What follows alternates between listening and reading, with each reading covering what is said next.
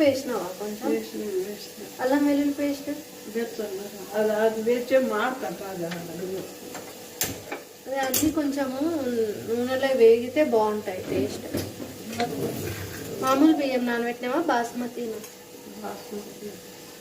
పచ్చి బఠానీలు తెద్దాం అనుకున్నాను, బ్రిగేడ్లో మర్చిపోయినా. పచ్చి బఠానీలు వేసుకున్న పన్నీర్లో కానీ అన్నంలో కానీ బాగుంటుంది. అవన్నీ ఆన్లైన్లో పెట్టాలా.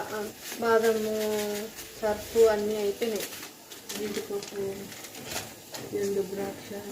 మొన్న తెల్లది ద్రాక్ష తీసుకున్నా అనుకున్నా. ఆడి ఎన్ని రకాల ఆకులు ఉంటాయి, ఏం ఆకు తీసుకోవాలో అర్థం కాదు.